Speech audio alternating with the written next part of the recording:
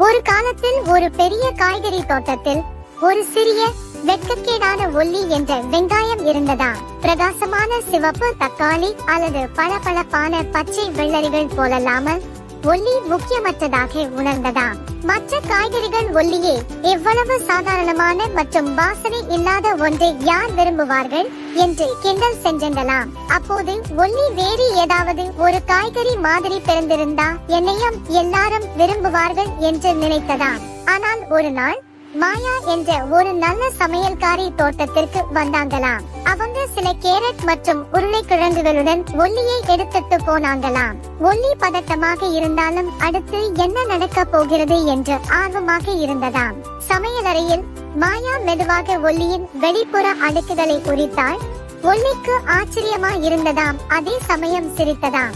என்ன சரியான வெங்காயம் என்று மாயா கூறியதும் ஒல்லி வெட்கப்பட்டால் ஒல்லி சிறப்பு வாய்ந்ததாக இருக்க முடியும் என்று ஒல்லிக்கு தெரியாது. மாயா ஒல்லியை கவனமாக நறுக்கி ஒரு சிஸ்லிங் பாத்திரத்தில் சேர்த்தாள். விரைவில் ஒல்லியின் நறுமணம் சமையலறையை நிரப்பியது.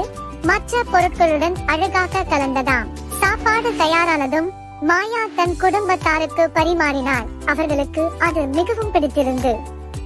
வெங்காயம் அதற்கு அற்புதமான சுவையை தருகிறது என்று அவங்க சொன்னாங்களாம். மற்ற காய்கறிகளைப் போல வண்ணமயமாகவோ அல்லது பளபளப்பாகவோ இல்லாவிட்டாலும் தன்னிடம் தனித்தன்மை வாய்ந்த ஒன்று இருப்பதை ஒல்லி உணர்ந்தான். அன்று முதல் ஒல்லிக்கு வெங்காயம் என்று சொன்னாலே பெருமையாக இருந்ததாம்.